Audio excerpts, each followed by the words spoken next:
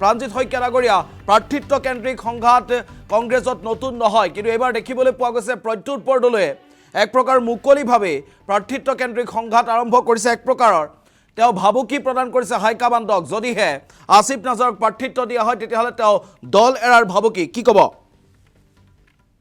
ভাস্কৰ, আৰম্ভণিৰে পৰা কংগ্ৰেছৰ প্ৰাৰ্থী বাছনিৰ পৰ্যায়টো আৰম্ভ হোৱাৰে পৰা প্ৰদেশ কংগ্ৰেছৰ নেতৃত্বৰ মাজত আচলতে এটা সাংঘাতিক ধৰণৰ মতদ্বৈধতা চলি আছে, যাৰ বাবে কংগ্ৰেছ হাইকমাণ্ডে ঠিৰাঙে কৰিব পৰা নাই বহু সমষ্টিত প্ৰাৰ্থী কোন হ'ব কি নহ'ব।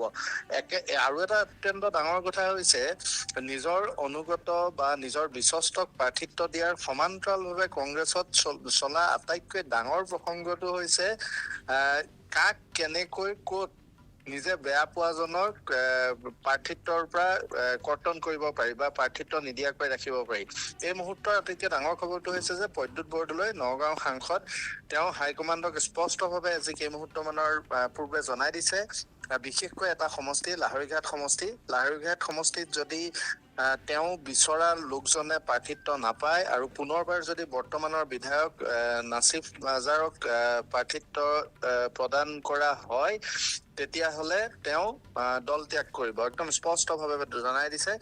বৰ্তমানৰ যিজন বিধায়ক নাজাৰ, তেওঁ প্ৰাক্তন কংগ্ৰেছ মন্ত্ৰী ডাক্তৰ নজৰুল ইছলামৰ পুত্ৰ, প্ৰয়াত নজৰুল ইছলামৰ পুত্ৰ।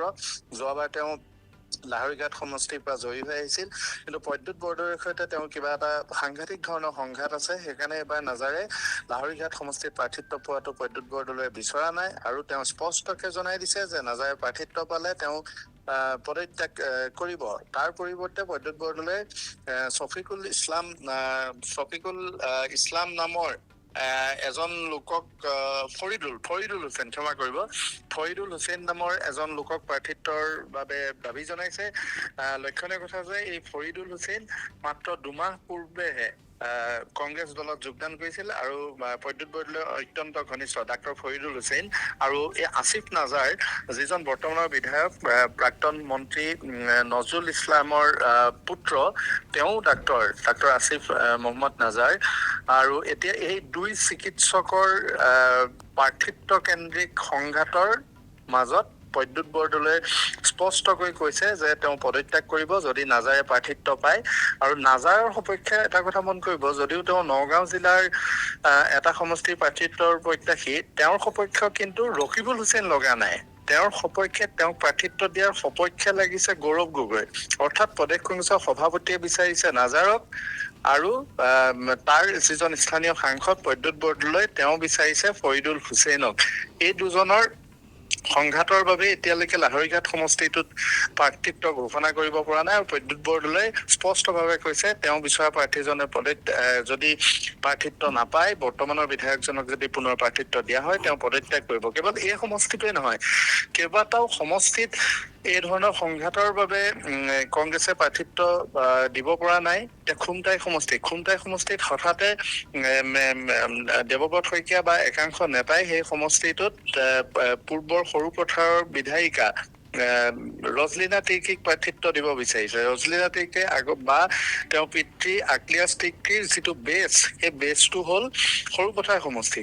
কিন্তু সৰুপথাৰ সমষ্টিৰ পৰা আহি এবাৰ ৰজলিনা তিৰ্কীয়ে হঠাতে কোনো ধৰণৰ সাংগঠনিক কামৰ সৈতে জড়িত নোহোৱাকৈ হঠাতে তেওঁ এই সমষ্টিটোত বিচাৰিছে, খুমটাই সমষ্টিত। অথচ গৌৰৱ গগৈৰ নিৰ্দেশত আজি 2-3 বছৰৰ পৰা এই সমষ্টিটোত, খুমটাই সমষ্টিত কাম কাজ কৰি আছিল পৰাণজ্যোতি শইকীয়া নামৰ আন এজন লোকে। এতিয়া গৌৰৱ গগৈয়ে বিচাৰিছে পৰাণজ্যোতি শইকীয়াই প্ৰাৰ্থিত্ব পোৱাটো, দেৱব্ৰত শইকীয়াই বিচাৰিছে ৰজলিনা তিৰ্কীয়ে প্ৰাৰ্থিত্ব পোৱাটো। ইয়াৰ বাবে এই ধৰণৰ সংঘাতৰ বাবেই য'ত কংগ্ৰেছৰ প্ৰদ্যুৎ বৰদলৈ, দেৱব্ৰত শইকীয়া আৰু গৌৰৱ গগৈ একমত হোৱা নাই, এনে যিকেইটা সমষ্টি, সেই সমষ্টি কেইটাক ব্যক্তিগতভাৱে তিনিওজনৰ পৰা সুকীয়া মতামত লৈ ইতিমধ্যে সেই সম্পৰ্কীয় ফাইলটো প্ৰিয়ংকা গান্ধীয়ে লৈ গৈছে আৰু প্ৰিয়ংকা গান্ধীয়ে এইসকল নেতাক জনাই দিছে তেওঁ নিজে এইকেইটা সমষ্টিত প্ৰাৰ্থী চূড়ান্ত কৰিব। সেই কথাটো প্ৰকাশ হোৱাৰ পিছতে, সেই কথাটো জনাৰ পিছতে এতিয়া প্ৰদ্যুৎ বৰদলৈ শেষ অস্ত্ৰ প্ৰয়োগ কৰিছে, যদি নাজাৰে প্ৰাৰ্থিত্ব পায়, ফৰিদুল হুছেইনে প্ৰাৰ্থিত্ব নাপায়, তেতিয়াহ'লে তেওঁ দল ত্যাগ কৰিব। এটা কথা উল্লেখ কৰিব লাগিব, কংগ্ৰেছত এনেধৰণৰ লবি কেন্দ্ৰিক যিসমূহ আচলতে কথা বতৰা, লবি কেন্দ্ৰিক যিসমূহ বিষয়, সেই বিষয় সন্দৰ্ভত ইতিমধ্যেই দেৱব্ৰত শইকীয়া নিজ মুখে প্ৰকাশ কৰিছে যে কংগ্ৰেছৰ লবি আছে।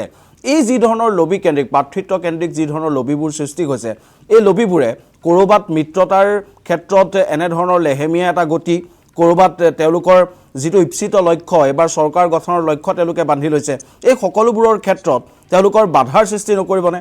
তাৰমানে ভাস্কৰ, মূল কথাটো হৈছে যে কংগ্ৰেছৰ যিসকল নেতা, যিসকল মুধা ভোটা নেতা, তেওঁলোকে সংগঠনটো শক্তিশালী কৰিবলৈ চেষ্টা কৰাতকৈ তেওঁলোকে কাক কোনে নিজৰ এজনক প্ৰাৰ্থিত্ব দিব পাৰি, কাক কেনেকৈ নিজে বেয়া পোৱা লোকজনৰ প্ৰাৰ্থিত্ব কৰ্তন কৰিব পাৰি, সেইটোক লৈ তেওঁলোক যুঁজি আছে। আজি হ'ল 15 তাৰিখ, 23 তাৰিখে নমিনেশ্যন দিয়াৰ লাষ্ট ডে, অহা মাহৰ 9 তাৰিখে ভোট, মাজত এমাহ সময় নাই, কেইটামান দিন আছে। এই দিনকেইটাত তেওঁলোক এতিয়াও সেই ধৰণৰ সংঘাততে আবদ্ধ হৈ আছে।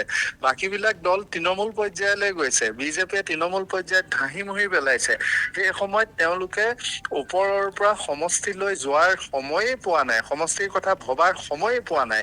এইটোৱে কংগ্ৰেছৰ আটাইতকৈ ডাঙৰ নেগেটিভ পইণ্ট। আৰু ইয়াৰ পিছতো তেওঁলোকে এতিয়াও আচলতে সেই ধৰণৰ এখন পৃথিৱীত বাস কৰিবলৈ চেষ্টা কৰে, যিখন পৃথিৱীত তেওঁলোকে ভাবে যে ৰাইজ তেওঁলোকৰ লগতে আছে, মাত্ৰ কেণ্ডিডেট ফিক্স কৰি দিব লাগে, ৰাইজে সেই কেণ্ডিডেটক ভোট দিবলৈ উদগ্ৰীয় হৈ আছে। বাস্তৱ যিখন পৃথিৱী, তৃণমূলৰ যিটো পৰ্যায়, সেই পৰ্যায়টো তেওঁলোকে সেইটো ধৰিব পৰা নাই বা ধৰিবলৈ তেওঁলোকে চেষ্টাও নকৰে। নিশ্চয়কৈ আপোনাক এইবাৰ ধন্যবাদ জনাইছোঁ আপুনি সবিশেষ তথ্য জনোৱাৰ বাবে। সেয়া আছিল আসাম ডক্সৰ মুখ্য পৰিচালন সম্পাদক প্ৰাণজিৎ শইকীয়া। তেখেতৰ পৰা আমি সবিশেষ তথ্য জনাৰ চেষ্টা কৰিলোঁ।